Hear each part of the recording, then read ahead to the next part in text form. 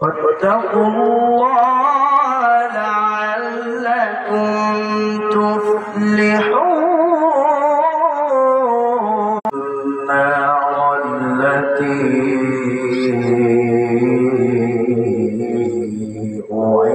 أعدت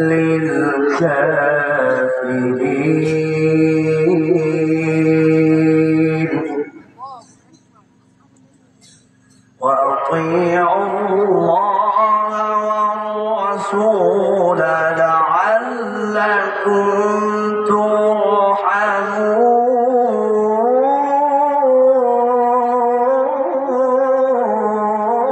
ترحمون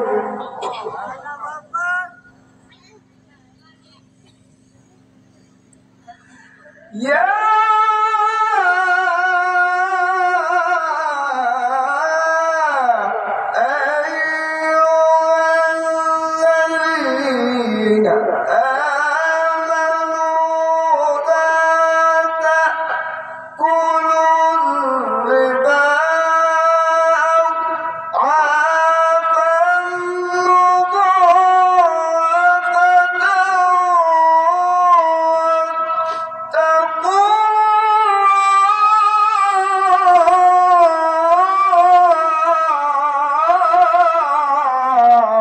الله أكبر.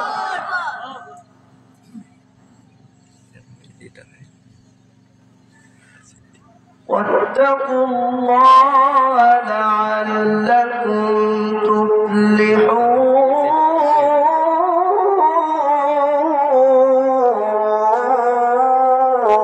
تفلحون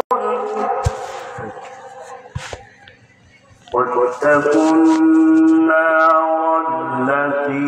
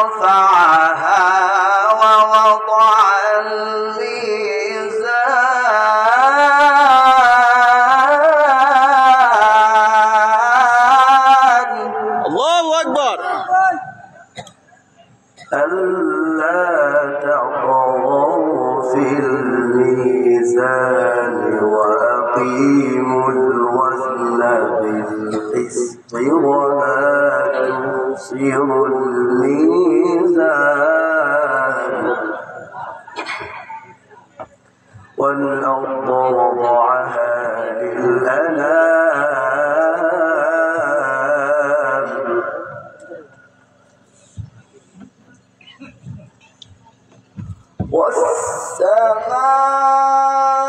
والسماء رفعها ووضع الميزان ألا تطغوا في الميزان وأقيموا الوزن بالقسط ولا تخسروا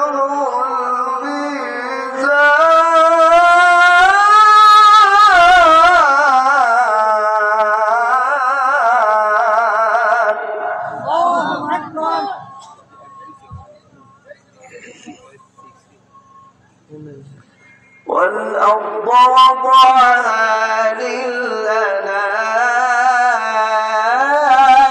للأنام فيها فاكهة والنخل ذات الأكمام والحب ذو العصف والريحان فبأي آلاء ربكما تكذبان فبأي آلاء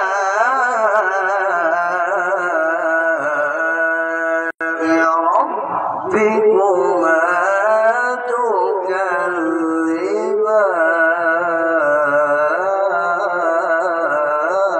تكذبان صدق الله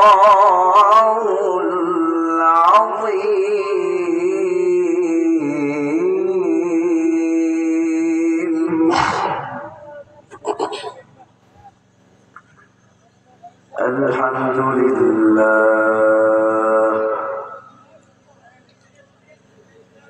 الحمد لله الذي جعل الشمس والقمر بحسبان والنجم والشجر يسجدان وفضل زمانا على زمان كما فضل مكانا على مكان وإنسانا على إنسان ونشهد أن لا إله إلا الله وحده لا شريك له لا ضد له ولا ند له ولا مثل له ونشهد أن سيدنا وسندنا وحبيبنا ومولانا محمدا عبده ورسوله الذي أرسله الله تعالى بالحق بشيرا ونذيرا وداعيا إلى الله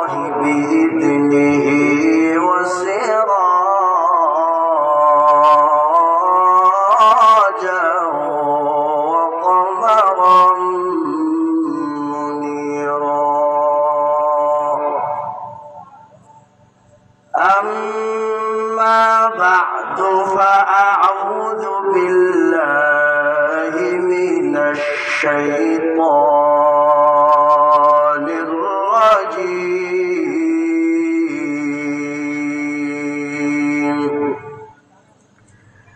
بسم الله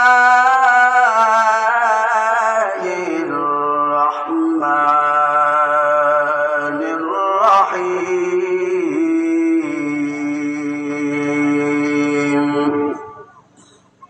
يا أيها الذين آمنوا اتقوا الله وكونوا مع الصادقين.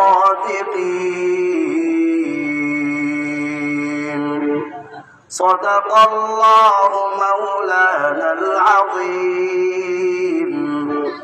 وقال النبي صلى الله عليه وسلم: إن الله لا ينظر إلى صوركم ولكن ينظر إلى قلوبكم وأعمالكم،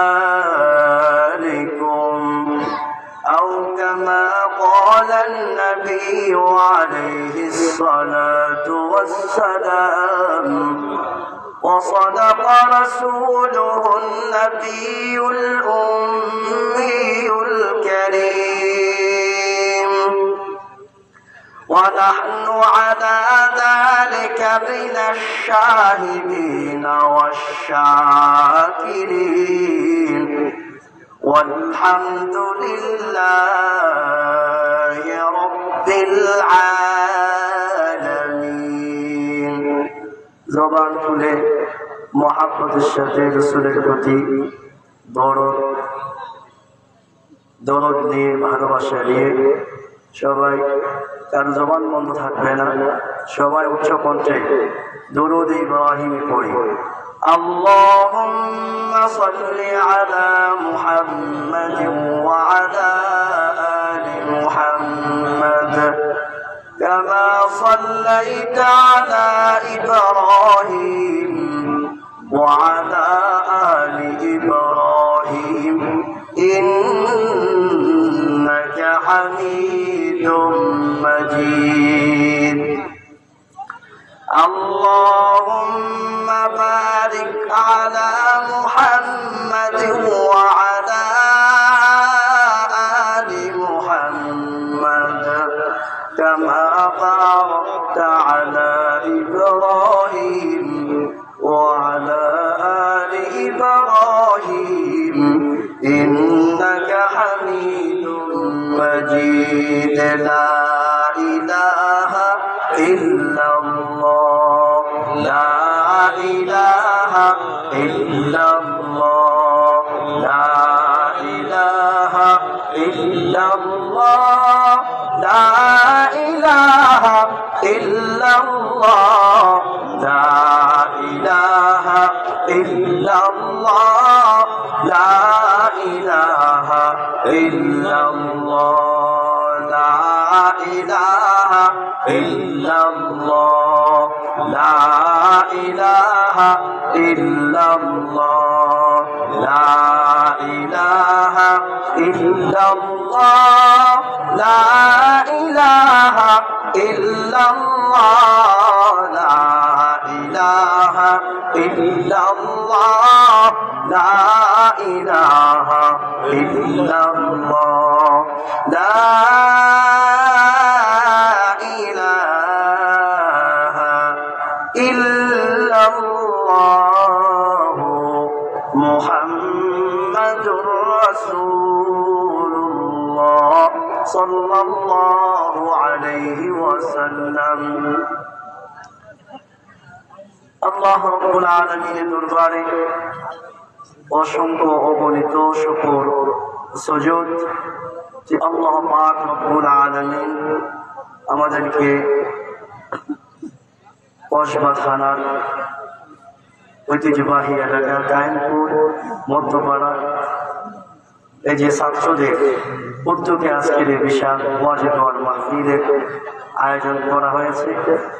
আর এই মাহফিলে আমরা যারা আসতে পেরেছি, বসতে পেরেছি, আল্লাহ পাক আমাদের যাদেরকে আসার মতো বসার মতো তৌফিক দান করেছেন, সেজন্য আল্লাহ পাকের দরবারে হৃদয়ের শক্তগুণ আবেগ অনুভূতি উজাড় করে ধীর থেকে সিংহে শার্দুলের মতো গর্জন দিয়ে ইমানের তেজেতে জিয়ান হয়ে আকাশ পাতাল প্রকম্পিত করে শরীরের কণ্ঠের সবটুকুন জড়তা দূর করে দিয়ে ছুঁড়ে ফেলে দিয়ে কণ্ঠের সবটুকুন গলার সবটুকুন শক্তি দিয়ে আওয়াজ দিয়ে সকলে মিলে কালিমাতুশ শুকর সবাই জবান খুলে পড়ি আলহামদুলিল্লাহ। আলহামদুলিল্লাহ।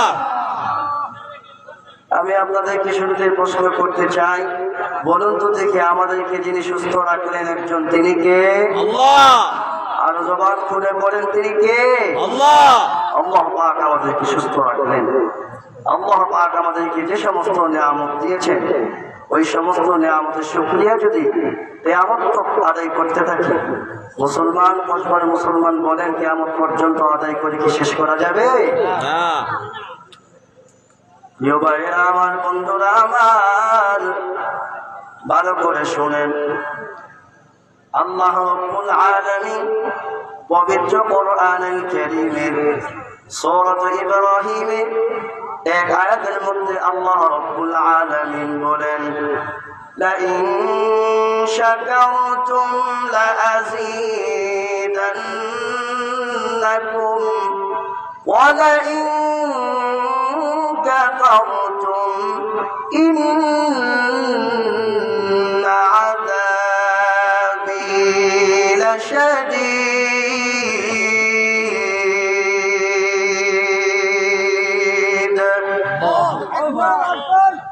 আল্লাহ রাব্বুল আলামিন বলেন, আমার যে সমস্ত বান্দা এবং বান্দীরা আমার নিয়ামত পাওয়ার পরে আমার নিয়ামতের শুকরগুজারি করবে, আল্লাহ রাব্বুল আলামিন বলেন, ওই সমস্ত আমার বান্দা এবং বান্দীদের নিয়ামতকে আমি আল্লাহ রাব্বুল আলামিন আরো বেশি বেশি বাড়িয়ে দেব।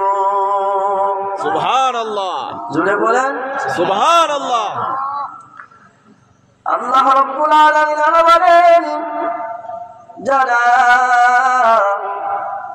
আমার নিয়ামত পাওয়ার পরে আমার নিয়ামতের শুকরিয়া করবে, আল্লাহ রাব্বুল আলামিন বলেন, আমি আল্লাহ পাক যে সমস্ত নিয়ামত দিয়েছি, ওই সকল নিয়ামতগুলোকে আমি আল্লাহ রাব্বুল আলামিন ছিনিয়ে নেব। কানপুরের মুসলমান ইমানদার আল্লাহর গোলাম, কোরআনের মাহফিলে জান্নাতের টুকরা বাগানে সবাই বসতে পারে না। আল্লাহ তাআলা যাদেরকে তৌফিক দেয়, যাদেরকে কবুল করে, তারাই কোরআনের মাহফিলে বসতে পারে, ঠিক কিনা বলেন? ঠিক। দেখেন চায়ের চাষে দোকানপাটে কত মানুষ এখনো ঘোরাফেরা করছে, কিন্তু এখন কোরআনের মাহফিলে বসার সুযোগ হয় নাই। কিভাবেই বা সুযোগ হবে? কারণ আল্লাহ রাব্বুল আলামিন যদি পছন্দ করতো তাইলে তারা মাহফিলে আসতে পারত। আমার মতন আপনাদের মতন কিছু বান্দাদেরকে আল্লাহ রাব্বুল আলামিন কবুল করেছেন, মঞ্জুর করেছেন, ভালোবেসেছেন, যার কারণে আল্লাহ তাআলা কবুল করার কারণে আপনি আমি এই মাহফিলে বসতে পেরেছি, এই বেহেশতের বাগানে বসতে পেরেছি। যাদেরকে আল্লাহ পাক কবুল করে নাই, যাদেরকে আল্লাহ পাক পছন্দ করে নাই, তারা এই বেহেশতের বাগানে বসতে পারে নাই। এই জন্য আমি বলি, কানপুরের মুসলমান, এই যে মাহফিলে আসলেন, বসলেন, আসাতে বসাতে আপনারা খুশি না বেজার?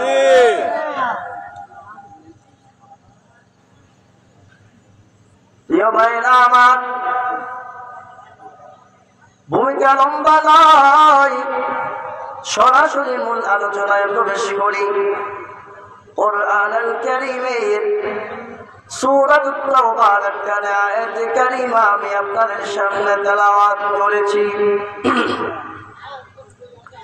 রাসূল করিম সাল্লাল্লাহু আলাইহি ওয়াসাল্লামের অসংখ্য হাদিস শরীফ থেকে একটা হাদিস আমি আপনাদের সামনে পাঠ করেছি। তেলাওয়াতকৃত আয়াত এবং হাদিসের আলোকে সামনে রেখে আমলের নিয়তে আমাকে কিছু কথা বলা, আপনাদেরকে আমলের নিয়তে কিছু কথা শ্রবণ করার তৌফিক যেন দান করে বলি আমিন। আমিন। কি বন্ধুগণ, মাহফিলের আশপাশে অনেকেই কথা বলতেছেন। আলোচনা শুরু করো। যতক্ষণে আমি কথা বলি এদিক সেদিক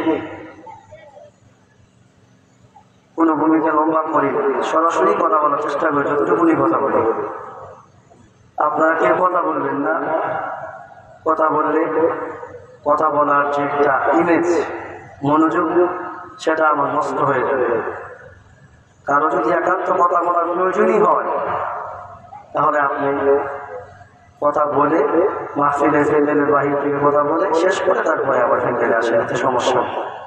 কিন্তু প্যান্ডেলের ভিতরে কথা বলে আমার কোনো ডিস্টার্ব করবেন না। আপনারা সবাই কথা শুনবেন তো ইনশাআল্লাহ? ইনশাআল্লাহ।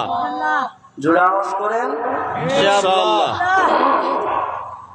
যে আয়াতে কারিমা আমি আপনাদের সামনে তেলাওয়াত করেছি, সে আয়াতে কারিমাতে আল্লাহ রাব্বুল আলামিন বলেন, ইয়া আইয়ুহাল্লাযীনা আমানুত্তাকুল্লাহ ওয়া কুনু মা'আস সাদিকিন।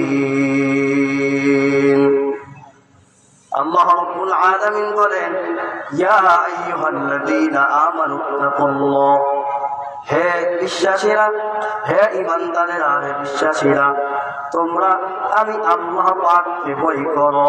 ওয়া কুনু মা'আস সাদিকিন, আর সত্যবাদীদের সাথে হও। এবার আল্লাহ তাআলা যে আপনাকে আমাকে ভয় করার কথা বললেন, এবার আল্লাহ তাআলাকে কিভাবে ভয় করলে পরে আল্লাহ তাআলাকে ভয় করা হবে, আল্লাহ পাককে কিভাবে ভয় করব?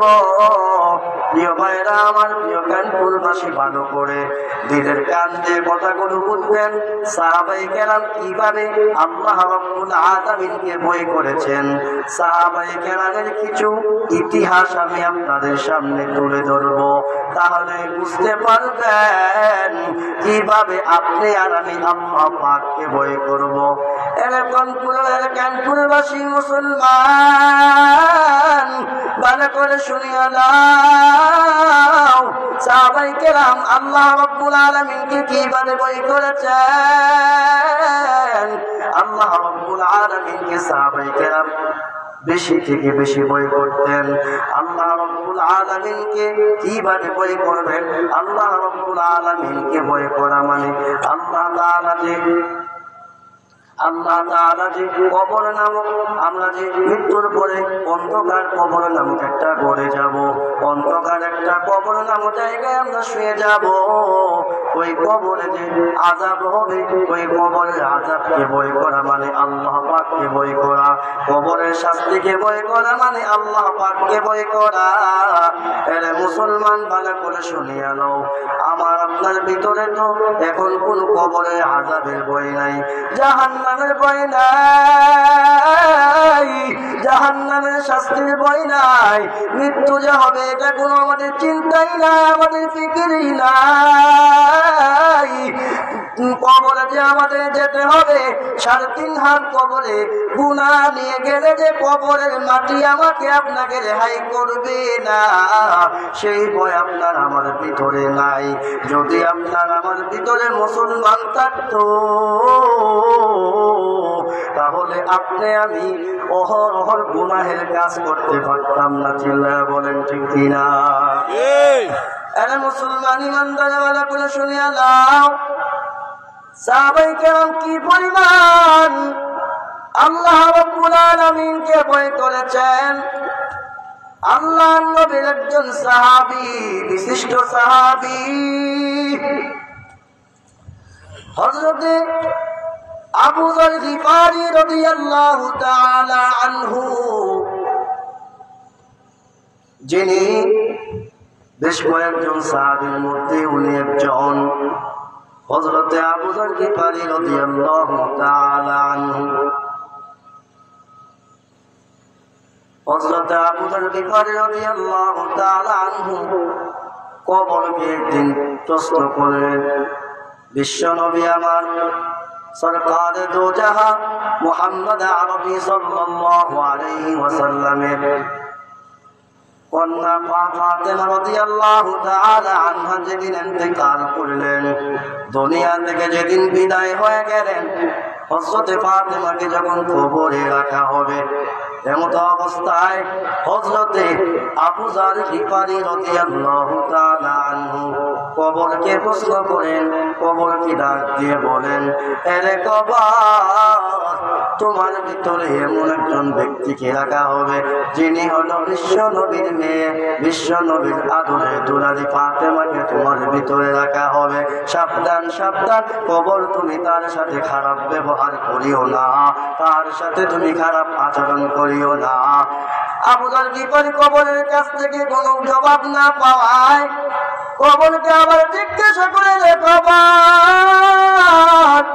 তোমার ভিতরে কাকে রাখা হবে তুমি জানোনি? তোমার ভিতরে এমন একজন মহিলাকে রাখা হবে যিনি হলো হযরত আলী রাদিয়াল্লাহু তাআলা আনহুর স্ত্রী,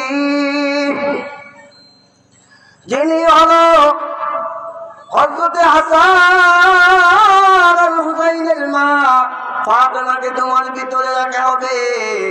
এরে কবর, সাবধান, তুমি তার সাথে তুমি খারাপ আচরণ করিও না, খারাপ ব্যবহার করিও না। কবরের কাছ থেকে কোনো জবাব আসলো না। তৃতীয়বার আবার হযরত আবু যর গিফারী রাদিয়াল্লাহু তাআলা আনহু কবরকে সম্বোধন করে বলেন, এরে কবর, তোমার ভিতরে এমন একজন ব্যক্তিকে রাখা হবে যিনি হলো জান্নাতের যে সকল মহিলারা জান্নাতের মধ্যে প্রবেশ করবে, ওই সকল জান্নাতের সমস্ত যুবতীদের সরদারি ফাতেমাকে তোমার ভিতরে রাখা হবে। এরে কবর, সাবধান, তুমি কিন্তু কোনো ধরনের কোনো খারাপ আচরণ করিও না, কোনো খারাপ ধরনের ব্যবহার তুমি করিও না। এবার কবরের কাছ থেকে জবাব আসলো, কবরের জবান আল্লাহ পাক খুলে দিল। কবর এবার কথা বলেন, কবর বলে, কে? বিশ্ব নবীর কন্যা ফাতেমা আমি চিনি না। কে? হাসান হুসাইনের মা আমি চিনি না। কে? হযরত আলীর স্ত্রী আমি চিনি না। কে? জান্নাতের যুবতীদের সরদারিনী আমি চিনি না। আমি ওই বান্দাকে চিনি, আমি ওই বান্দিকে চিনি যেই বান্দি আমার ভিতরে নেক আমল নিয়ে আসতে পারবে, আল্লাহর ভয় নিয়ে যেই বান্দি আমার ভিতরে আসতে পারবে, আমি কবর তার সাথে ভালো আচরণ করব, ভালো ব্যবহার করব। আর যে নাকি গুনাহ নিয়ে আমার ভিতরে আসবে, আল্লাহর ভয় নাই, কবরের ভয় নাই, হাসরের দিনের ভয় নাই। হাসরের মাঠ যে একটা কায়েম হবে, বিচার দিন বলে যে একটা দিন আছে, সেই দিনের ভয় নাই। আল্লাহর কাছে যে হিসাব দিতে হবে, ওই আল্লাহ পাকের হিসাবের বইতেই বান্দির ভিতরে নাই। চাই সে বান্দা হোক, চাই সে বান্দি হোক, চাই সে যেই হোক, আমার ভিতরে যদি গুনাহ নিয়ে আসে, আমি কবর কিন্তু রেহাই করব না। এর মুসলমান, ভালো করে শুনিয়া নাও, 3.5 হাত কবরের মাটি এমন জুড়ে চাপা দিবে গো, ডান পাজরে হাড় গুলো ভেঙে ভেঙে বাম পাজরে চলে আসবে।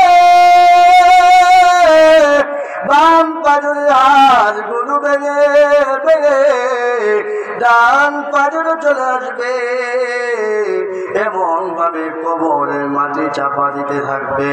এরে মুসলমান, তাহলে বোঝা গেল যে কবর বিশ্ব নবীর কন্যা হওয়ার পরও রেহাই করে না, হাসান হুসাইনের মা হওয়ার পরও রেহাই করে না।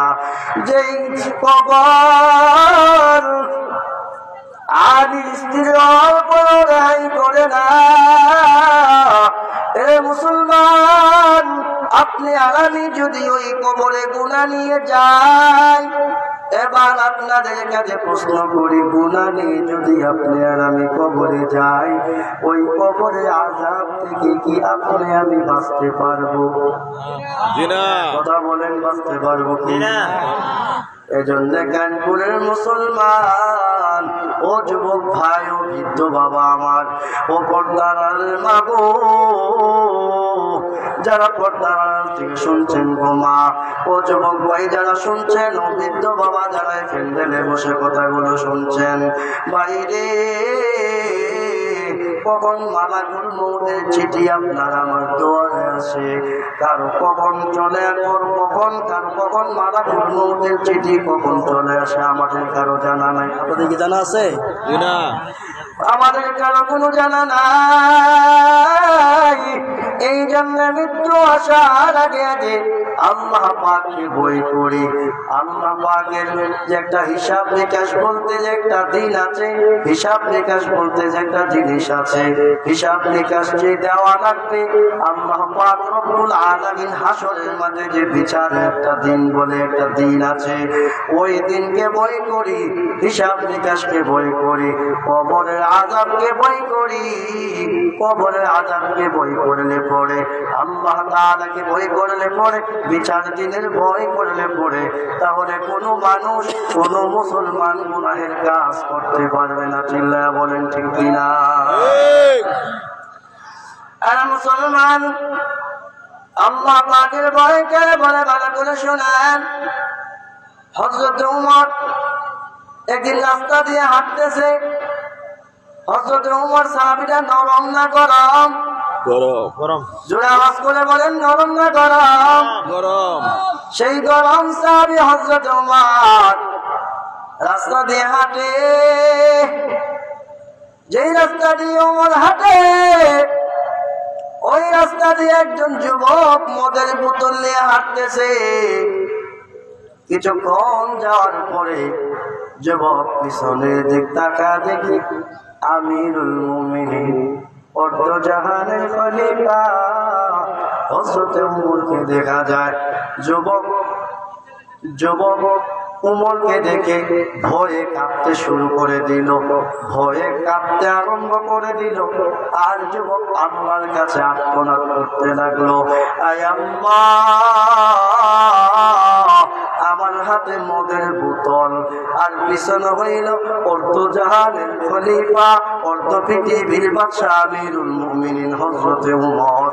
উমর যদি আমার হাতের মদের বোতল দেখে, আর আমার এই বোতলের ভিতরে যদি উমর মদ দেখতে পাই, তাহলে আমি আর উমরের হাত থেকে রক্ষা পাবো না।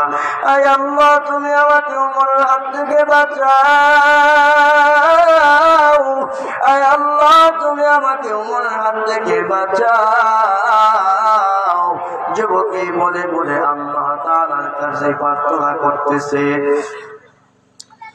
ইতিমধ্যে হযরত উমরের সাথে দেখা হয়ে গেল। উমর বলে, হে যুবক, তোমার হাতে এটা কি? যুবক ডাক দিয়ে বলে, আমিরুল মুমিনিন, আমার হাতে একটা বোতল। বলে, কিসের বোতল? বলে, এটা বোতলটা মদের বোতলের যদিও লেভেল হয়, কিন্তু এই বোতলটার মধ্যে দুধ। এবার হযরত ওমর আর কিছু বললেন না। কিছু দূর যাওয়ার পরে যুবকটা মনে মনে বলতেছে, মনে হয় আমি ওমরের হাত থেকে বেঁচে গিয়েছি। কিছু দূর যাওয়ার পরে হযরত ওমর যুবককে ডাক দিয়ে বলেন, আরে যুবক, তোমার হাতে যে বোতলটা, এই বোতলটা একটু আমার হাতে দাও। যুবকটা আবার থরথর করে কাঁপতে লাগলো, আর বলতে লাগলো, মালিক, এইবার তো আমি হযরত ওমরের হাতে ধরা পড়ে গেলাম। আয় আল্লাহ, মনে করেছিলাম হযরত উমরের হাত থেকে আমি বেঁচে গিয়েছিলাম, এখন তো আমি হযরত উমরের হাতে ধরা পড়ে গেলাম, অর্ধজাহানের খলিফার হাতে ধরা পড়ে গেলাম। আয় আল্লাহ, তুমি আমাকে রক্ষা করো, তুমি আমাকে খলিফাতুল মুসলিমিন আমিরুল মুমিনিনের হাত থেকে আমাকে বাঁচাও। মালিক ওয়াদা দিলাম, আজ থেকে মদ খাওয়া যে বন্ধ করলাম, আর কোনোদিন মদ খাবো না, আজ থেকে মদ ছেড়ে দিলাম। রব্বুল আলামিন তুমি আমাকে উমরের হাত থেকে বাঁচাও। এলাকার মুসলমান আমিরুল মুমিনিন হযরত উমর রাদিয়াল্লাহু তাআলা আনহু যখন মদের বোতলটা হাতে নিল, হাতে নেওয়ার পরে যখন মদের বোতলটা খুললো, যে মদের বোতলে ছিল মদ, ওই মদের বোতলের ভিতরে খাঁটি দুধে পরিণত হয়ে গেল। জোরে বলেন সুবহানাল্লাহ। এবার আমি আপনাদের কাছে প্রশ্ন করতে চাই, এরা কসবার মুসলমান, এরা কানপুরের মুসলমান, উমরকে দেখে মদের বোতল হাতে নিয়ে যুবকটা যার কাছে সাহায্য চাইছিলেন, চিল্লায় বলেন তিনি কে? আল্লাহ। আল্লাহ তাআলা ভয় করছিল কাকে? আল্লাহকে। আল্লাহকে ভয় করার কারণে যুবক হযরত উমরের হাত থেকে আল্লাহ পাক যুবককে রক্ষা করলো।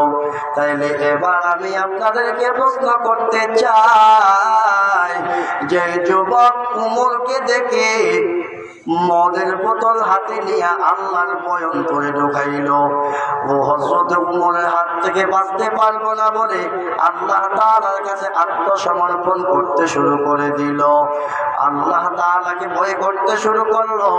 এর যুবক, এই যুবক যদি আল্লাহ তাআলাকে ভয় করার কারণে আমিরুল মুমিনিন হযরত উমরের হাত থেকে বাঁচতে পারে, তাইলে এবার আমি কাইনপুরের মুসলমানদেরকে আমি প্রশ্ন করি, এর কাইনপুরের মুসলমান, তোমরা আমাকে জবাব দাও, তুমি আর আমি যদি আল্লাহ তাআলাকে ভয় করি, তাইলে আল্লাহ পাকের কবরের আযাব থেকে বাঁচার সম্ভাবনা আছে না নাই? গুনাহ থেকে বাঁচার সম্ভাবনা আছে না নাই? কিন্তু আপনি আর আমি আল্লাহ তাআলাকে ভয় করি না, আপনি আর আমি দুনিয়ার মানুষকে ভয় করি। আরেকটা দৃষ্টান্ত দিলে আপনাদেরকে আপনারা সুন্দরভাবে বুঝতে সহজ হবে। দৃষ্টান্তটা হলো এই, মনে করেন কানপুরের রাস্তা দিয়ে আপনাদের কানপুরের কোনো একজন মুরব্বী অথবা কোনো একজন যুবক রাস্তা দিয়ে হাঁটতেছেন, আপনি শুধু একাকী, আপনার সাথে আর কেউ নাই, আপনি রাস্তা দিয়ে হাঁটতেছেন, হাঁটার মধ্যে দিয়ে আপনি দেখতে পেলেন হঠাৎ করে রাস্তা বিশাল বড় এক সাপ। এবার আপনাদেরকে বলি, সাপ দেখলে কি ভয় লাগবে কি লাগবে না? জুড়ে বলেন, ভয় লাগবে কি লাগবে না? কেন লাগবে? কারণ সাপ সুফল দেওয়ার সম্ভাবনা আছে, সাপ দংশন করার সম্ভাবনা আছে। সাপ যদি সুফল দেয়, বিষাক্ত সাপ যদি দংশন করে, তাইলে এই মানুষটা মারা যাওয়ার সম্ভাবনাই থাকে বেশি। চিল্লায় বলেন ঠিক কিনা? এবার যেই লোকটা সাপ দেখলো, সে কি সাপ দিকে দাঁড়ায় থাকবো না সাপ দিকে সিল্লি দিব? সিল্লি দিয়া দৌড় দিব। তখন আশপাশে যতগুলা মানুষ আসবে, তারা কি বাইর বসে থাকবো না বাইর হয়ে আসবে? বাহির হয়ে আসবে। যে কেন চিল্লান দিল? তার কারণ কি চিল্লান দিল কেন? যখন বাইর হয়ে আসবে, প্রতীককে জিজ্ঞাসা করবে, কি ব্যাপার, কেন চিল্লাইলেন, কেন চিল্লান দিলেন?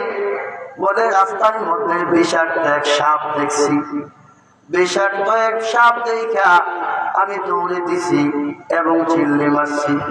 যদি সাপটা আমাকে কামড় মারতো, তাইলে আজকে আমার জীবন শেষ ছিল। এরে মুসলমান, এবার আপনাকে আমি প্রশ্ন করি, একটা সাপের কামড় থেকে বাঁচার জন্য লোকটা দৌড় দিল, শুধু দৌড় দিয়েই শেষ নয়, এই সাপের কামড় থেকে বাঁচার জন্য লোকটা একটা চিল্লি দিল, চিল্লি দিয়া ওরা এলাকার মানুষকে জড়াও করলো। যদি সম্ভব হয় তো সাপটারে মারলো, আর না সাপটা চলে গেলে আর মারা গেল না। কিন্তু আমি আপনাদের কাছে প্রশ্ন করতে চাই, যে একটা সাপকে আপনি এত ভয় পাইলেন, যে একটা সাপকে এত ভয় পাইলেন, আমি আপনাদেরকে প্রশ্ন করতে চাই, যে সাপটাকে আপনি ভয় পাইলেন সেই সাপটাকে সৃষ্টি করছেন কে? আল্লাহ। আর জোরে বলেন কে? আল্লাহ। আপনাকে আমাকে সৃষ্টি করেছেন কে? আল্লাহ। তাইলে সাপের যদি এত পরিমাণ ভয় করেন, সাপের কামড় থেকে বাঁচার জন্য যদি দৌড় দেন, সাপের কামড় থেকে বাঁচার জন্য যদি মানুষ জড়াও করেন, সাতটা বিষাক্ত ছোট্ট একটা সাপের যদি এত ভয় করেন, তাহলে এবার আমি আপনাদেরকে প্রশ্ন করি, একটা সৃষ্টিকে যদি এত ভয় করেন, তাইলে সৃষ্টির স্রষ্টা যিনি আল্লাহ, তাকে কি পরিমাণ ভয় করা দরকার? বেশি না কম? জোরে বলেন, বেশি না কম? এরা যুবক ভালো করে শুনিয়া লও, এরা যুবক, আল্লাহ তাআলাকে যদি আপনি আমি ভয় করতে পারি, তাইলে গুনাহ থেকে বাঁচাও সম্ভব। গুনাহ থেকে যেই ব্যক্তি বেঁচে গেল, কবরের আযাব থেকে বেঁচে গেল, কবরের আযাব থেকে যে বেঁচে গেল, সেই লোকটা আর আল্লাহর তৈরি জান্নাতে যেতে কোনো বাধা আছে কি? নাই। জোরে বলেন, আছে কি? নাই। আমার বারবার ভালো করে শোনেন, রাসূলের একজন সাহাবী হযরত উসমান গনি রাদিয়াল্লাহু তাআলা আনহু, তিনি একজন রাসূলের একজন জান্নাতের সার্টিফিকেট প্রাপ্ত সাহাবী। যেই সাহাবী দুনিয়াতে জান্নাতে সার্টিফিকেট পেয়েছেন, আশারা মুবাশশারা 10 জন সাহাবীদের মধ্যে হযরত উসমান গনি একজন। সেই উসমান যখন এই কবরের পাশে গিয়ে দাঁড়াতেন, কবরের পাশে দাঁড়ায়া দাঁড়ায়া এমন ভাবে কাঁদতেন, হাউমাউ করে চিৎকার করতেন। হযরত উসমান কে নবীর সাহাবীরা জিজ্ঞাসা করতেন, এরা নবীর সাহাবী হযরত উসমান এত পরিমাণ কেন কবরের পাশে আসলে কাঁদে? নবী এত পরিমাণ মসজিদ নববীতে আমাদেরকে নিয়ে জান্নাতের আলোচনা করে, জাহান্নামের আলোচনা করে, কিয়ামতের ভয়াবহ সম্পর্কে আলোচনা করে, কবরের আযাব সম্পর্কে আলোচনা করে। আপনাকে এতটা কাঁদতে দেখি নাই। আপনি যত বেশি কবরের পাশে আসলে যত বেশি কাঁদেন, তার কারণ কি? নবীর সাহাবী হযরত উসমান, নবীর সাহাবী হযরত উসমান রাদিয়াল্লাহু আনহু, নবীর সাহাবীরা এই কবরের পাশে যখন আমি এসে দাঁড়াই, তখন আমার কবরের আযাবের কথা স্মরণ হয়ে যায়। কারণ এই কবর হলো আমার প্রথম ঘাঁটি।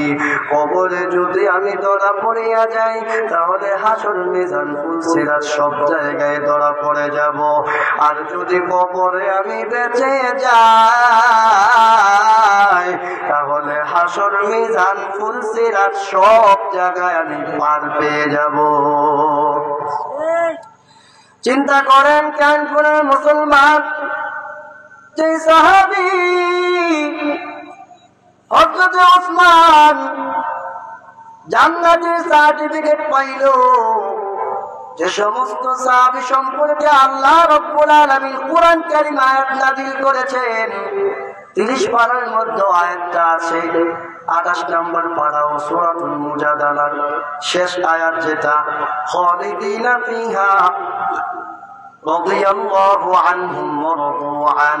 সাহাবীদের শানে আল্লাহ পাক আয়াত নাযিল করে আল্লাহ পাক জানায়া দিলেন, রাসূল আপনি জানায়া দেন আমি আপনার সাহাবীদের প্রতি আমি আল্লাহ পাক রাজি এবং খুশি, এবং আপনার সাহাবীরাও আমার প্রতি রাজি এবং খুশি। সুবহানাল্লাহ, সুবহানাল্লাহ জোরে বলেন সুবহানাল্লাহ। প্রিয় কসবার ভাইরা আমার কানপুরের মুসলমান, ভালো করে শুনিয়া নাও, হযরতে উসমানের মতো সাহাবী, যেই সাহাবী জান্নাতের সার্টিফিকেট পাইলো, জান্নাতের সার্টিফিকেট পাওয়ার পরেও কবরের পাশে দাঁড়াইলে স্থির থাকতে পারে না, কবরের আযাবের ভয়ে কান্দে।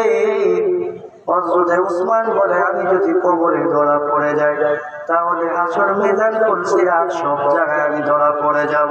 কবরে যদি বেঁচে যাই হাসর মিজান ফুলসিরাত সব জায়গায় আমি বেঁচে যাব। জান্নাতের টিকিট পাওয়ার পরও যে সাহাবী এত চিন্তিত আর এত ভয়, এবার আমি আপনাদের কাছে প্রশ্ন করি মুসলমান, তাহলে আপনার আমার কি পরিমাণ আল্লাহ তাআলাকে ভয় করা দরকার?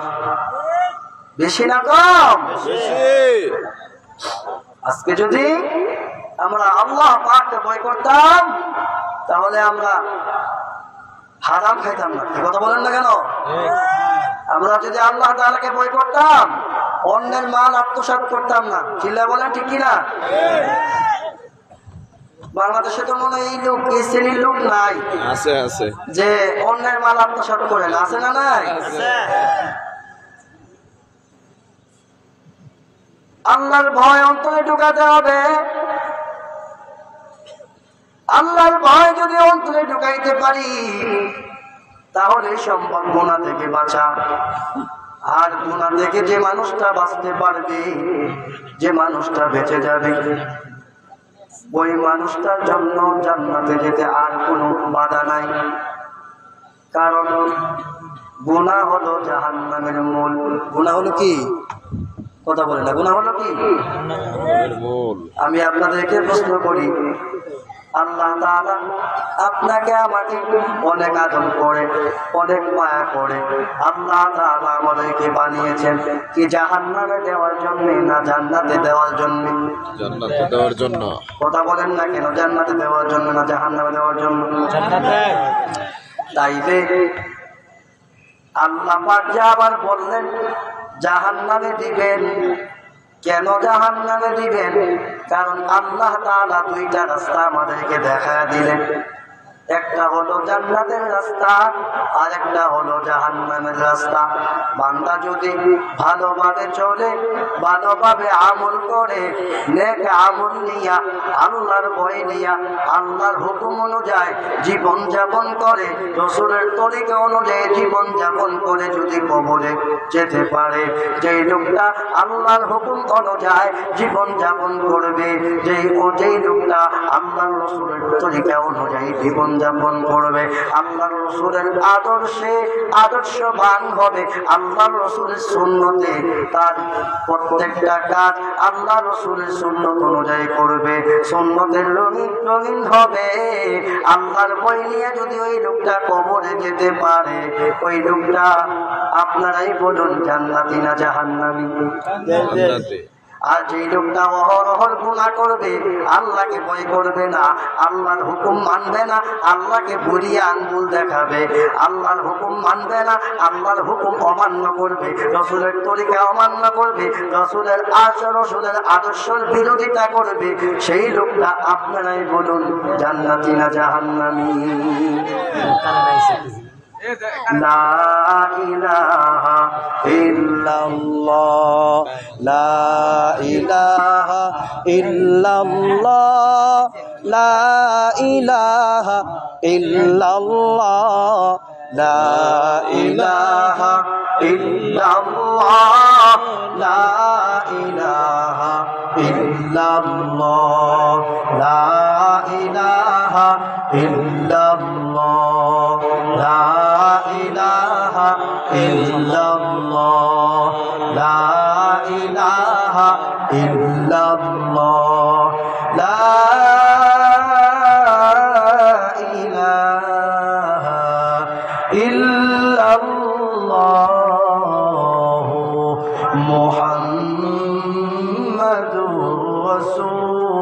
রাসূলুল্লাহ সাল্লাল্লাহু আলাইহি ওয়াসাল্লাম। যে ভাইরা ওই লোকটি কে কথা বলতেছে? ভালো করে বোঝার চেষ্টা করেন আল্লাহর ভয় কাকে বলে। রাসূলের একজন সাহাবী, যেই সাহাবীর কথা কিছুক্ষণ আগে বললাম, আমিরুল মুমিনিন হযরত উমর রাস্তা দিয়ে যাচ্ছে। হযরত উমর রাস্তা দিয়ে যাচ্ছে, দিনের বেলা রাস্তা দিয়ে যাচ্ছে। হঠাৎ করে মরুভূমির পাশে যখন চলে গেল, হযরত উমর যে দেখে দূর থেকে হযরত উমর দেখতে পেল একজন রাখাল কতগুলো বকরি চড়াচ্ছে। কি চড়াচ্ছে? বকরি চড়াচ্ছে। হযরত উমর রাখালের কাছে চলে গেল। রাখালের কাছে যে রাখালকে বলতেছে, রাখাল, এই যে বকরিগুলো তুমি চড়াচ্ছ, এই বকরিগুলো কার? বকরিগুলোর মালিক কি তুমি? রাখাল ডাক দিয়ে বলেন, পথিক, এই বকরিগুলোর মালিক আমি নই, আমি হইলাম এই বকরিগুলোর রাখাল। আমার এই বকরির মালিক হলো আরেকজন। এবার আমিরুল মুমিনিন হযরত ওমর রাদিয়াল্লাহু তাআলা আনহু ডাক দিয়ে বলেন, রাখাল, একটা বকরি আমি আমার কাছে বিক্রি করে দাও। আমার কাছে একটা বকরি বিক্রি করলে বিনিময়ে তুমি কিছু টাকা পাইবা, আমি দুধ গ্রহণ করে খাবো। রাখাল ডাক দিয়ে বলেন, পতি, এই বকরির মালিক আমি নই, আমি হইলাম এই বকরির রাখাল। আমি এই বকরি বিক্রি করতে পারবো না। আমিরুল মুমিনিন হযরত ওমর রাদিয়াল্লাহু তাআলা আনহু রাখালকে বলেন, হে রাখাল, তোমার মালিক তো, তুমি যে আমার কাছে বকরি বিক্রি করবে সেটা তো তোমার মালিক দেখবে না। রাখাল কি চমৎকার জবাব দেয়! কানপুরের মুসলমান ভালো করে দিলের কান দিয়ে শোনো। রাখাল ডাক দিয়ে বলে, পতি, আমার মালিক দেখবে না, আমার মালিক দেখবে না। আমি যে বকরি বিক্রি করবো আমার মালিক দেখবে না। হযরত ওমর বলে, তোমার মালিককে তুমি বলবা যে একটা বকরি বাঘে খেয়ে ফেলেছে, কারণ কত বকরি তো বাঘে খেয়ে ফেলে। এবার রাখাল ডাক দিয়ে বলেন, আমিরুল মুমিনিন, এবার রাখাল ডাক দিয়ে বলেন, পথিক, আপনার কথাটাই আমি কিছুক্ষণের জন্য মেনে নিলাম। আমার মালিককে আমি বুঝালাম যে একটা বকরি বাঘে খেয়ে ফেলেছে, অথবা একটা বকরি বাঘে খেয়ে ফেলেছে। আমি এই কথা বলে আমি আমার মালিককে আমি বুঝ দিলাম। কিন্তু পথিক, আমি তোমার কাছে প্রশ্ন করতে চাই, আমার মালিককে না হয় আমি মিথ্যা কথা বলে আমি বুঝ দিলাম, আমার মালিক দেখলো না, কিন্তু তোমার আমার মালিক যিনি, আমার এই বকরির মালিক যিনি, এই আকাশ এবং জমিনের মালিক যিনি, আমি হইলাম রাখাল, আমি বকরির রাখাল, আমার মালিককে ফাঁকি দিলাম, কিন্তু সমস্যা নাই। কিন্তু যিনি আমাকে তোমাকে সৃষ্টি করলো, এই রাখালগুলোকে সৃষ্টি করলো, এই আকাশ এবং জমিনকে যিনি সৃষ্টি করলো, সেই সৃষ্টি জগতের মালিককে কিভাবে ফাঁকি দেব? সুবহানাল্লাহ পড়ে। আমিরুল মুমিনিন হযরত ওমর পরিচয় গোপন রাখলেন না। রাখালের কাছে ডাক দিয়ে বলেন, রে রাখাল, তুমি কি আমাকে চিনো? রাখাল ডাক দিয়ে বলেন, পথিক, আমি আপনাকে চিনি না, আমি আপনাকে চিনি না।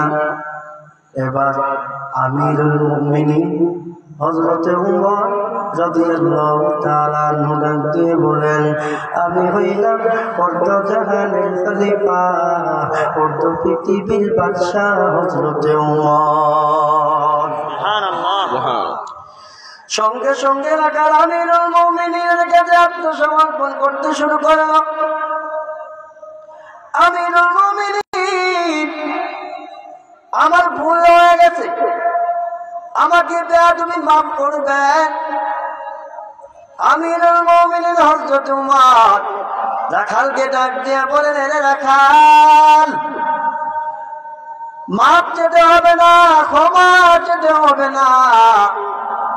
আমি তোমাকে এতক্ষণ তোমাকে পরীক্ষা করছিলাম, কিন্তু পরীক্ষা করে আমি তোমার কাছ থেকে যেটা পেলাম, আমি বুঝতে পারলাম যে দেশে রাখালের ভিতরে আল্লাহর ভয় চলে আসছে, এই দেশে পুলিশ আর্মি বিডিআর দিয়া আর কোনো পাহারা দেওয়ার কোনো প্রয়োজন নাই। সুবহানাল্লাহ। এর মুসলমান, ঠিক বাংলাদেশের প্রত্যেকটা মুসলমানের ভিতরে যদি আমার আল্লাহ পাকের ভয় থাকতো, আমার ভিতরে আপনার ভিতরে যদি আল্লাহ পাকের ভয় থাকতো, তাইলে এই দেশে পুলিশ দিয়া আর্মি দিয়া কোনোদিনও মুসলমানদের পিটানো লাগতো না। চিল্লায়া বলেন ঠিক কিনা?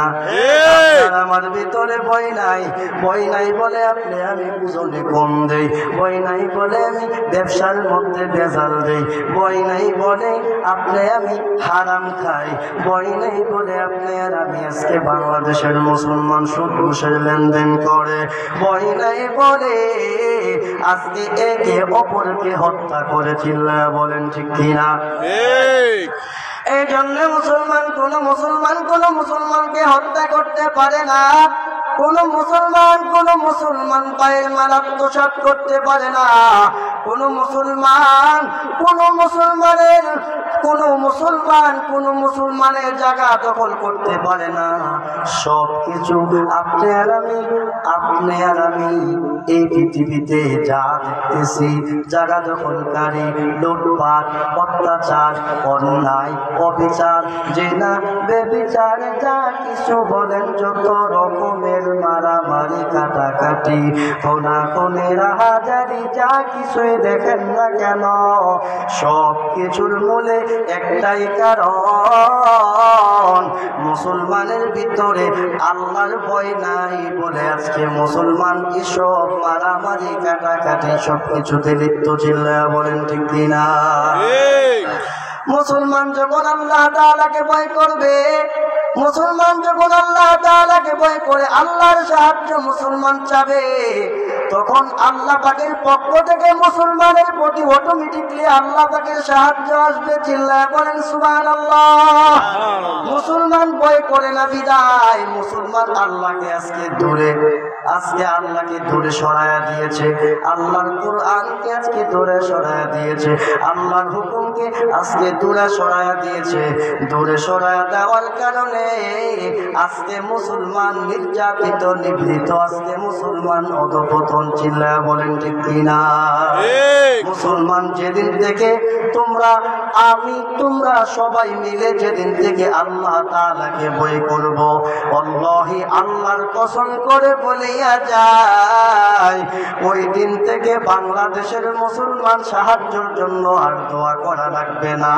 অটোমেটিকলি আল্লাহ পাক রব্বুল আলামিন তার নবী পাকের সাহাবীদেরকে যেভাবে সাহায্য করেছেন, ঠিক বাংলার মুসলমান তোমাদেরকেও আল্লাহ পাক সেভাবে সাহায্য করবে। ভয় করতে হবে কাকে? আল্লাহকে। আল্লাহ পাক। ভালো করে শুনবেন, দিলের গান দিয়ে শুনবেন, হৃদয় বিদারকের একটি ঘটনা। বিশ্ববিখ্যাত মুফাসসির, বিশ্ববিখ্যাত মুহাদ্দিস ইবনে হাজার আসকালানী, তিনি একটা কিতাব লিখেছেন, যে কিতাবের নাম হলো উসতুল গাবা। সেই কিতাবের ৪র্থ খণ্ড তিনি সাহাবায়ে কেরামের ইতিহাস লিখতে গিয়ে তিনি একটা ইতিহাস লিখেছেন।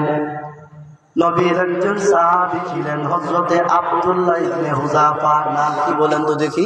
আব্দুল্লাহ ইবনে হুযাফা। আব্দুল্লাহ ইবনে হুযাফা নবীর একজন সাহাবী ছিলেন।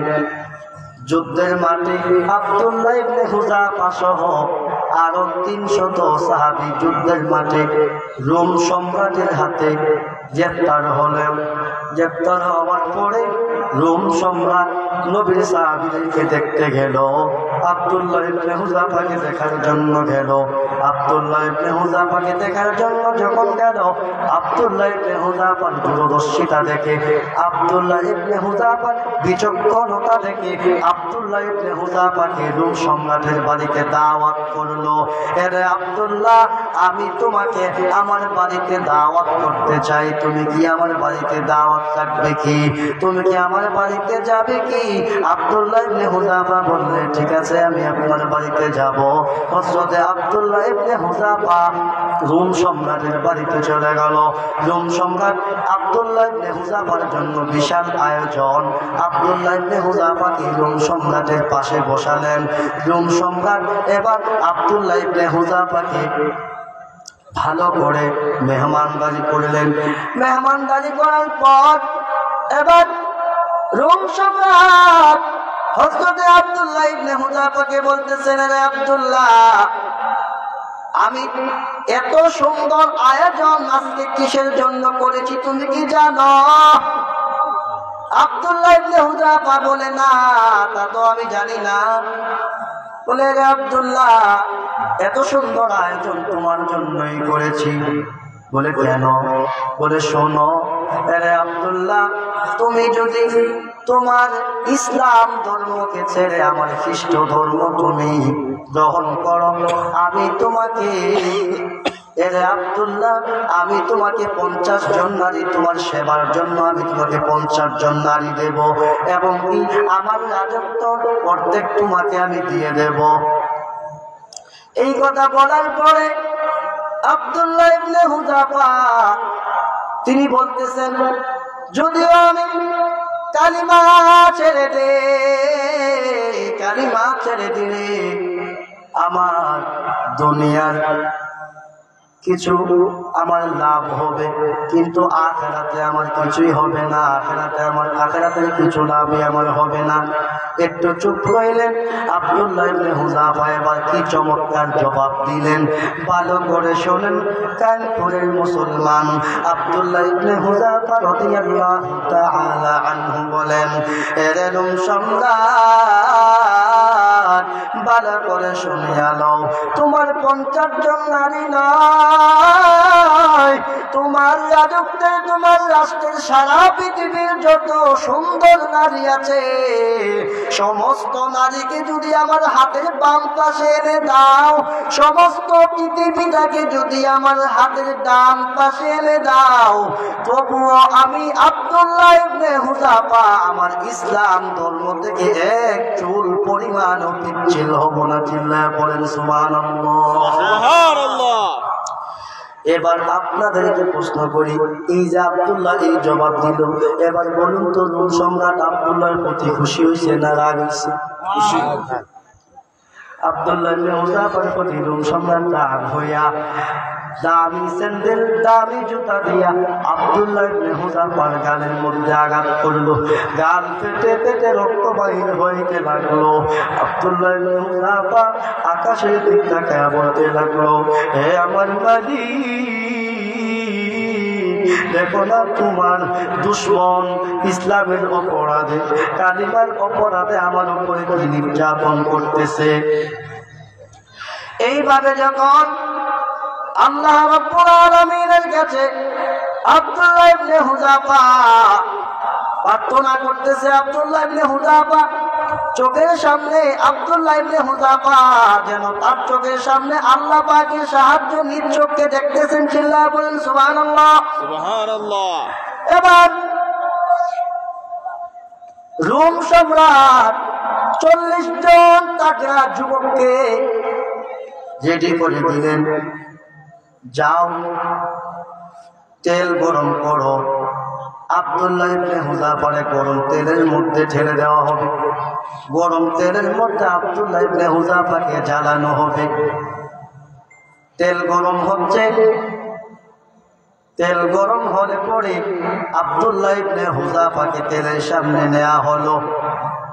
রোম সম্রাট আব্দুল্লাহ ইবনে হুযাফাকে সিংহাসন থেকে ডাক দিয়ে বলেন, হে আব্দুল্লাহ, এখনো সময় আছে, কালিমা ছেড়ে দে, তাহলে তোমাকে আর তেলের মধ্যে পোড়াবো না, তেলের মধ্যে জ্বালাবো না। আব্দুল্লাহ ইবনে হুযাফা বলতেছে, আব্দিল তুমুনি, তাড়াতাড়ি করে আমাকে তেলের মধ্যে ঢেলে দাও, তেলের মধ্যে আমাকে জ্বালিয়ে দাও। কেননা রাআইতুল জান্নাতা ওয়া রাআ, আমি তোমাদের তেলের ভিতর থেকে আমি আব্দুল্লাহ ইবনে হুযাফা জান্নাতের সুঘ্রাণ পাইতেছি। সুবহানাল্লাহ, সুবহানাল্লাহ, তো আসতেইল। সুবহানাল্লাহ। বাদশা বলতেছে, কি বলে, মানুষে তো তেলের ভিতরে জ্বালাবে, এই গরম তেল থেকেই তো মানুষ কাঁপতে কাঁপতে হরান হয়ে যাওয়ার কথা, কিন্তু সে বলতেছে তাকে তেলের মধ্যে জ্বালিয়ে দেওয়ার জন্য।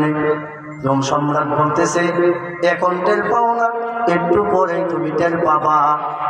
আবার আব্দুল্লাহ ইবনে হুযাফা আবার কাঁদতে শুরু করে দিল।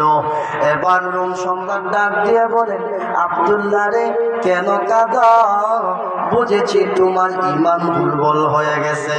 আব্দুল্লাহ ইবনে হুযাফা এবার ডাক দিয়ে বলেন, এরে রোম সম্রাট, এরে রোম সম্রাট, এরে রোমের বাদশা, ভালো করে শুনিয়া লও, আমার ঈমান দুর্বল হয় না, আমি কেন কাঁদি? তুমি তো আমার অন্তরের খবর তুমি জানো না, আমার অন্তরের ব্যথা তুমি জানো না। আমি কেন কাঁদি, আমি কেন কাঁদি শোনো, আমি তোমার তেলের মধ্যে মরলে হয়তো মরবো একবার। কয়বার মরবো? আল্লাহ তাআলা আমাকে জীবন দিয়েছে একটা, আমাকে দেহ দিয়েছে একটা, আমাকে মরলে তোমার তেলের মধ্যে মরতে হবে একবার। আব্দুল্লাহ ইবনে হুযাফা বলেন, আমাকে যদি আল্লাহ পাক রব্বুল আলামিন 100টা জীবন দিত, কয়শোটা জীবন? 100টা। 100টা জীবন দিত, আমি সেই 100টা জীবন তোমার তেলের মধ্যে আমি বিসর্জন, আমি আমার আল্লাহ পাকের দ্বীন ইসলামের জন্য, কালিমার জন্য আমি 100 বার আমি এই তোমার তেলের মধ্যে আমার এই জীবনকে আমি বিসর্জন দিতাম। সুবহানাল্লাহ। এবার বাদশা দেখতেছে এই তেলের মধ্যে জ্বালায়াও কোনো লাভ হবে না, এরা যেমন তেমন কোন ইমানদার না। এবার বাদশা বলে, না, তাকে তেলের মধ্যে জ্বালানো যাবে না। এবার বাদশা সিদ্ধান্ত করলো, উজির ওজারা সিদ্ধান্ত দিল যে বাদশা এভাবে হবে না। বলে কি করতে হবে? বলে তার ঈমান যদি নষ্ট করতে চান, তাকে যদি বেঈমান বানাতে চান, তাহলে তাকে এক জায়গায় এই এলাকার এই রাষ্ট্রের সবচেয়ে সুন্দরী যেই নারীটা, ওই সুন্দরী নারীটাকে আইনা এবং এই আব্দুল্লাহকে এক জায়গায় রাখতে হবে। রাখলে পরে কি হবে? নারীর সাথে, এই সুন্দরী নারীর সাথে আব্দুল্লাহ মেলামেশা করবে, জিনা ব্যভিচার করবে। তখন সে জিনা ব্যভিচার করে তখন তার ঈমান দুর্বল হয়ে যাবে, তখন সে বেঈমান হয়ে যাবে। এইবার বাদশা বলেন, ঠিকই তো, ঠিক বুদ্ধি তো দিলা তোমরা। এইবার একজন সবচেয়ে সুন্দরী যেই যুবতী, যেই নারী, ওই নারীকে এবং আব্দুল্লাহ ইবনে হুযাফাকে এক জায়গায় রাখা হলো। 1 মাস চলে গেল। 1 মাস চলে যাওয়ার পরে আব্দুল্লাহ ইবনে হুযাফাকে ডাকলো, ওই নারীকেও ডাকলো। এবার আব্দুল্লাহ ইবনে হুযাফাকে রোম সম্রাটের বাদশা ডাক দিয়ে বলেন, এরে বাদশা, তুমি বলো, আমি যে তোমার সামনে যেই সুন্দরী নারী তোমার কাছে আমি দিয়েছিলাম, তোমার সামনে দিয়েছিলাম, ওই নারীর সাথে তুমি কয়দিন মিলামেশা করছো? নাউজুবিল্লাহ পড়ে। নাউজুবিল্লাহ। আপনারা কি বলেন? এই যে সাহাবীরা এই জিনা বিচার কইরা কালিমা থেকে ঈমান ছাড়া দিব? জি না। আব্দুল্লাহ ইবনে হুযাফা আবার বলেন, আমি যদি সত্য বলি সেটাও বিশ্বাস হবে না, আমি যদি মিথ্যা বলি সেটাও বিশ্বাস হবে না। অতএব এই নারী যেহেতু আপনার দলের লোক, এই নারীকে আপনি জিজ্ঞাসা করেন। এবার সুন্দরী নারীকে জিজ্ঞাসা করে, তুমি বলো তো দেখি আব্দুল্লাহ তোমার সাথে কয়দিন মিলিত করেছে, কয়দিন তোমার সাথে মেলামেশা করেছে? এইবার নারীটা গিয়ে বলেন, হে বাদশাহ, আপনি এমন কোন যুবক দিলেন, এমন কোন আকর্ষণ নাই, এমন কোন সাজগোজ নাই, যেভাবে আমি সাজগোজ করি নাই যে আব্দুল্লাহ যেন আমার প্রতি আকৃষ্ট হয়ে যায়। কিন্তু ওয়াল্লাহি হে বাদশাহ, আব্দুল্লাহ, আল্লাহর কসম করে বলি, আব্দুল্লাহ একটা মাস আমি আব্দুল্লাহ ইবনে হুযাফার সামনে ছিলাম, একটা মুহূর্তের জন্য আব্দুল্লাহ মেলামেশা করবে তার দূরের কথা, আব্দুল্লাহ ইবনে হুযাফা একটা মুহূর্তের জন্য আমার দিকে তাকায় নাই। সুবহানাল্লাহ। যখন আমি আব্দুল্লাহ ইবনে হুযাফার সামনে যাইতাম, আব্দুল্লাহ ইবনে হুযাফা মাথাটা নিচু করে রাখতো আর পড়তো লা ইলাহা ইল্লাল্লাহু মুহাম্মাদুর রাসূলুল্লাহ সাল্লাল্লাহু আলাইহি ওয়াসাল্লাম। বাদশাহ এবার কোনোভাবে আব্দুল্লাহকে কোনোভাবে পরীক্ষা করে ঈমানের পথ থেকে সরাতে পারছে না। বাদশাহ, প্রত্যেক বাদশাহই চায় তার রাষ্ট্র যেন, তার দেশ যেন ভালো চলে। বাদশাহ এবার ডাক দিয়ে বলেন, আব্দুল্লাহ রে, তোরে আর পরীক্ষা করবো না, তোরে আর পরীক্ষা করে আর পারলাম না। উজির উজারা এবার ডাক দিয়ে বলেন, সম্রাট, এত সকাল কিসের পরীক্ষা শেষ? বুদ্ধি লাগলে আমাদের কাছ থেকে নিবেন। বলে, কি বুদ্ধি আছে আর? বলে, আপনি আব্দুল্লাহ ইবনে হুযাফার ঈমান নষ্ট করতে হলে আপনি এক জায়গায় কিছু শূকরের গোশত রাখেন, আরেক জায়গায় মদের বোতল রাখেন। আব্দুল্লাহ যখন পেটের খিদায় খাবার যখন পাবে না, দেখবেন পেটের খিদা যখন নিবারণ করতে পারবে না, তখন শূকরের গোশত খায়া মদের বোতলের মদ পান কইরা আব্দুল্লাহ ইবনে হুযাফা তখন পাওয়ার লেন্স হয়ে যাবে। তখন আব্দুল্লাহ ইবনে হুযাফার ঈমান দুর্বল হয়ে যাবে। তখন আব্দুল্লাহ ইবনে হুযাফা আমাদের ধর্ম গ্রহণ করে ফেলবে। এবার বাদশাহ ডাকিয়ে বলে, এতক্ষণ এত সুন্দর বুদ্ধিটা কেন দিলে না? এত সুন্দর বুদ্ধি এতক্ষণ কোথায় ছিল? ঠিক আছে, যাও, এক জায়গায় মদের বোতল রাখো, এক জায়গায় শূকরের গোশত রাখো, আরেক জায়গায় আব্দুল্লাহ ইবনে হুযাফাকে রাখো। এক জায়গায় মদের বোতল শূকরের গোশত দিয়া, আরেক জায়গায় ওই জায়গায় আব্দুল্লাহ ইবনে হুযাফাকে নিয়ে রাখা হলো। একদিন এক রাত আব্দুল্লাহ ইবনে হুযাফা দাঁড়ায়া দাঁড়ায়া নামাজ পড়লো। দ্বিতীয় দিনও দাঁড়ায়া দাঁড়ায়া নামাজ পড়লো। এবার আর দাঁড়াইতে পারে না। এবার আব্দুল্লাহ ইবনে হুযাফা আকাশের দিক তাকিয়ে ডাক দিলেন, আল্লাহ, তোমার কি মায়া লাগে না? তোমার দিন ইসলাম গ্রহণ করার জন্য খ্রিস্ট ধর্ম গ্রহণ করি না বিদায়, আয় আল্লাহ, আমাকে একের পর এক শাস্তি দেওয়া হচ্ছে, একের পর এক পরীক্ষা করা হচ্ছে, আয় আল্লাহ, তোমার কি মায়া লাগে না? এইভাবে যখন আল্লাহ রাব্বুল আলামিনকে আল্লাহর প্রিয় বান্দা যখন ডাক দিল, আল্লাহ রাব্বুল আলামিনের মায়া লেগে গেছে। আল্লাহ রাব্বুল আলামিন ফেরেশতাদেরকে ডাক দিয়ে বলেন, ও আমার ফেরেশতারা, তোরা কই, তোরা কোথায়? যা আমি আমার বান্দা আব্দুল্লাহ ইবনে হুযাফার জন্য আমি আল্লাহর তরি জান্নাত থেকে খাবার নিয়ে যাই। সুবহানাল্লাহ। আব্দুল্লাহ ইবনে হুযাফার জন্য জান্নাত থেকে খাবার আসলে পরে আব্দুল্লাহ ইবনে হুযাফা জান্নাতের সুন্দর সুন্দর নাজনেয়ামত আব্দুল্লাহ ইবনে হুযাফা খায়।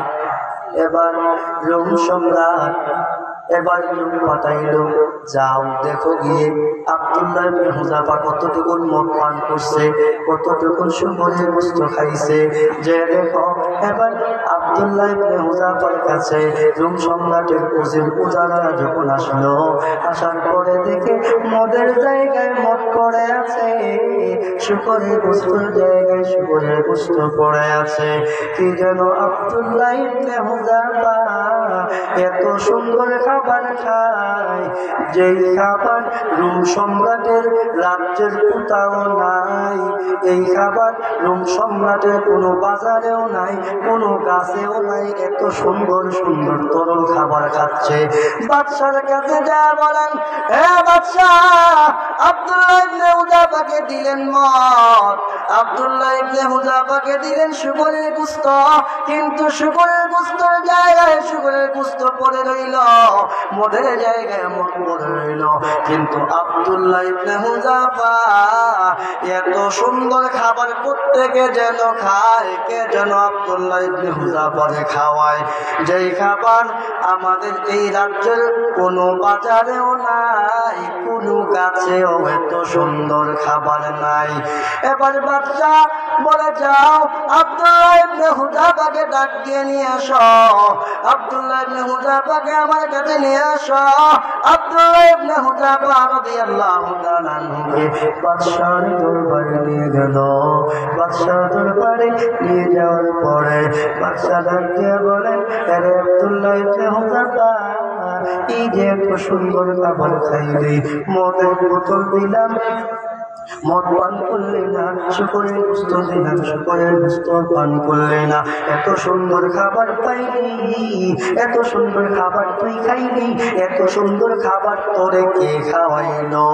আব্দুল্লাহ উত্তর দিল, আতআমানি আল্লাহ, এত সুন্দর খাবার আমার মালিক আল্লাহ আমাকে খাওয়ায়। বাদশা এবার পরাস্ত হয়ে গেল। বাদশা এবার বলে, আব্দুল্লাহ রে, আর তোকে কোনোভাবে পরীক্ষা করব না। বাদশা, এরে বাদশা, আয় আয় আয়, তুই আমার কাছে আয়, আয় তুই আমার কপালে একটা চুমু দিয়ে যা। আব্দুল্লাহ ইবনে হুযাফা বলে, কেন আমি আপনার কপালে চুমু দেব? বলে, রে আব্দুল্লাহ, তোর চরিত্র এত সুন্দর চরিত্র, আব্দুল্লাহ,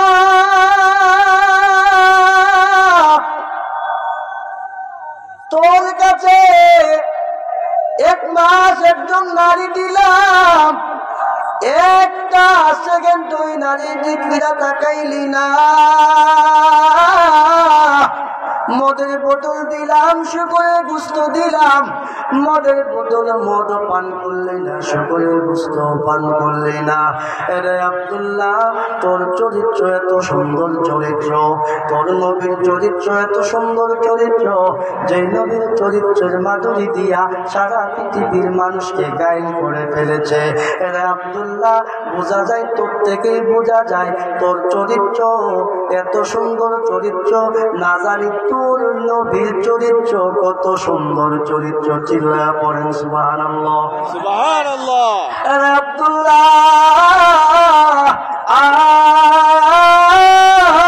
একটা চুমুর কপালে দিয়ে যা। আব্দুল্লাহ আবার বলেন, কুরআনের আয়াত তেলাওয়াত করলেন, ইন্নামাল মুশরিকুনা নাজাসুন, কারণ মুশরিকরা সবাই হলো অপবিত্র। মুশরিকরা সবাই কি কথা বলে না কেন? মুশরিকরা সবাই কি অপবিত্র। অপবিত্র গালে, অপবিত্র কপালে চুমু দেওয়া যায় না, অতএব আমি আপনার কপালে চুমু দিতে পারবো না। এবার রুম সম্রাট এবার বলতেছে, এরে আব্দুল্লাহ ইবনে হুযাফা, যদি তুমি আমাকে একটা চুমু দাও, তাহলে আমি তোমাকে সহ তোমার সাথে আরো যে 300 জন সাহাবীকে গ্রেফতার করেছিলাম, তোমাকে সহ ওই 300 জন সাহাবীকে আমি মুক্ত করে দেব। এইবার আব্দুল্লাহ ইবনে হুযাফা একটা হিলা করলেন, অর্থাৎ একটা কৌশল করলেন। কৌশলটা হলো কি, আব্দুল্লাহ ইবনে হুযাফা বলে, ঠিক আছে, আমি আগামীকালকে আপনাকে জানাবো আপনার কপালে চুমু দিব কি দেব না, আমি আপনাকে আগামীকালকে জানাবো। তাহাজ্জুদের নামাজের সময় যখন হয়ে গেল, আব্দুল্লাহ ইবনে হুযাফা এবার তাহাজ্জুদের নামাজ পড়লো। তাহাজ্জুদের নামাজ পড়ার পর যখন আল্লাহ পাকের দিকে মনোনিবেশ করে যখন বসলো, এবার বসার পরে আল্লাহ পাকের পক্ষ থেকে ইলহাম আসলো, আরে আব্দুল্লাহ, কোন মুশরিককে সরাসরি কোন মুশরিককে চুমু দেওয়া যাবে না। এবার যেহেতু কোন মুশরিককে চুমু দেওয়ার নির্দেশ নাই, এরপরে তো সাহাবায়ে কেরামদেরকে তো বাঁচাইতে হবে। এবার আব্দুল্লাহ ইবনে হুযাফা একটা কৌশল করলো, যে বাদশাকে গিয়ে বলবে যে বাদশা, আমি আপনার কপালে এভাবে চুমু দেব, যে আমি আপনার কপালে আমি একটু থুতু দেব, আপনি মনে করবেন আমি আপনার কপালে চুমু দিছি, আমি মনে করব থুতু দিছি, আর আপনি মনে করবেন চুমু দিছি। এইবারে বাদশার কাছে বলবো। বাদশার কাছে গেল, যাওয়ার পরে এবারে বলেন, বাদশা, সরাসরি আপনার গালে আপনার কপালে চুমু দেওয়ার কথা, কোন মুশরিকদেরকে চুমু দেওয়ার কথা কোরআন হাদিসের কোথাও নাই।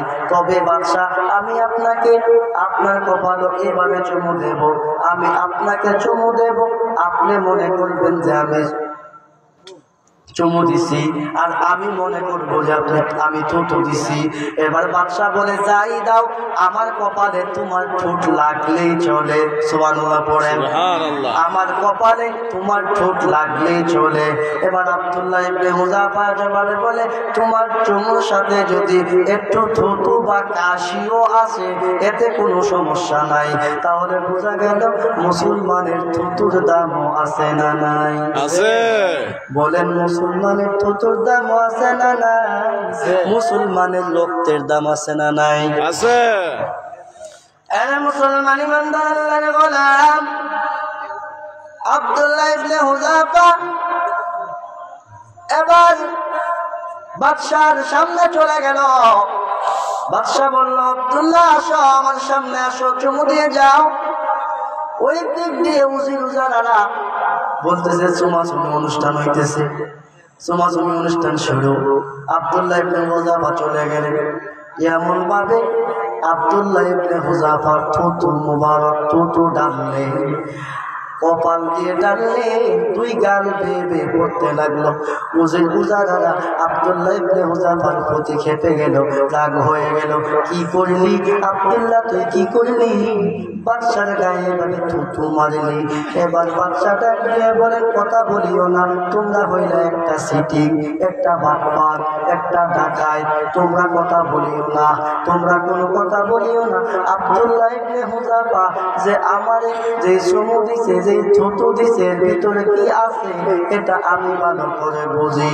এবার আব্দুল্লাহ ইবনে হুযাফা এবার সম্রাট এবার ডাক দিয়ে বলেন, যাও আব্দুল্লাহ ইবনে হুযাফা, তুমি সহ তোমার সাথে 300 সাহাবীকে আমি মুক্ত করে দিলাম।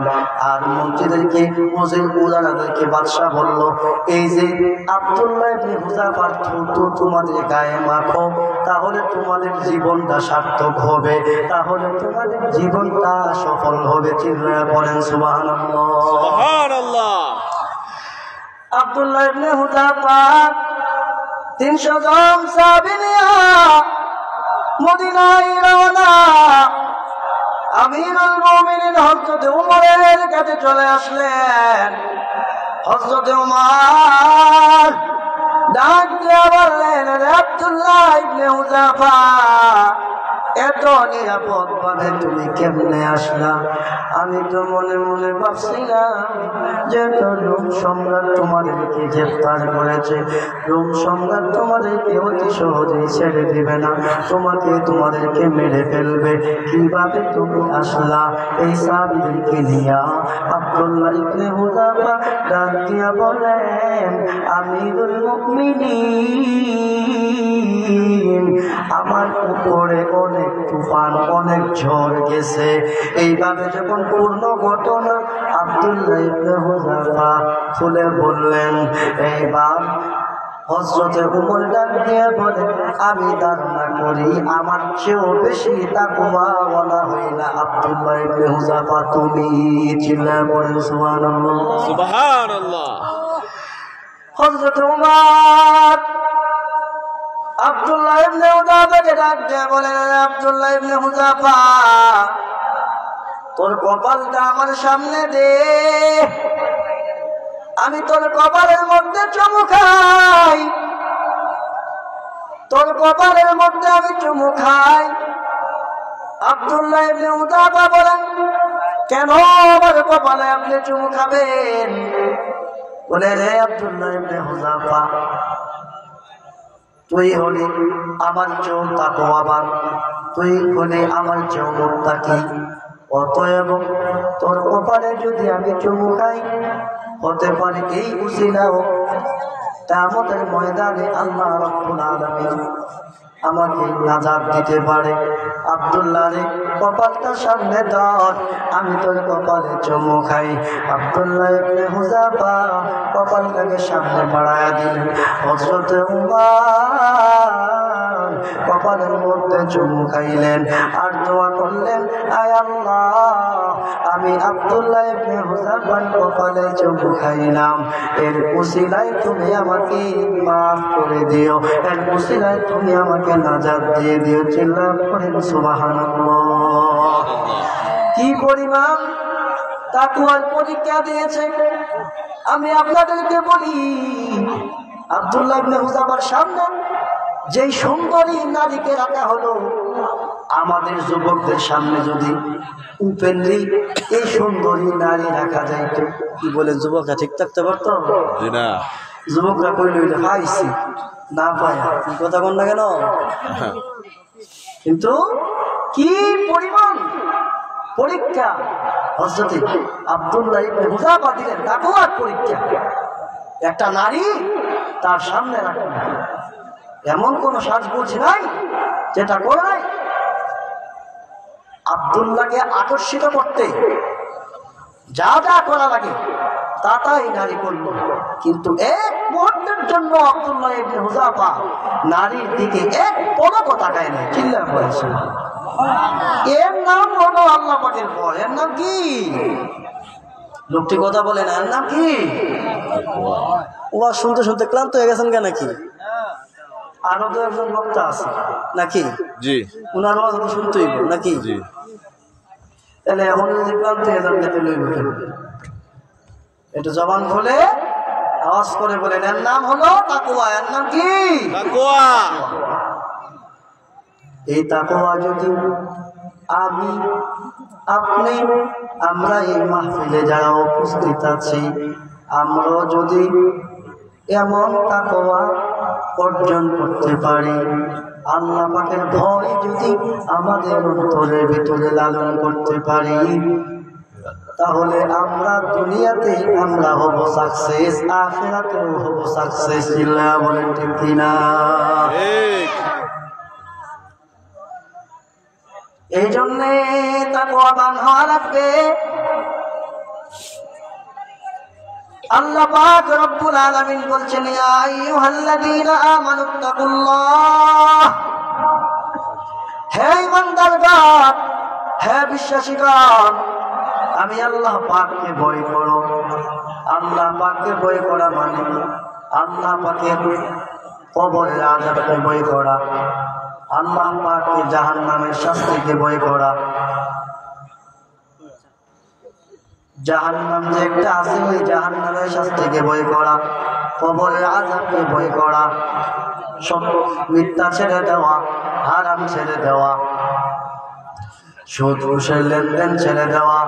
এইভাবে যখন সমস্ত যত অশ্লীল কাজ আছে সমস্ত কিছু ছাড়ার নামই হলো আল্লাহ পাকের ভয়। চিল্লা বলেন ঠিক কিনা?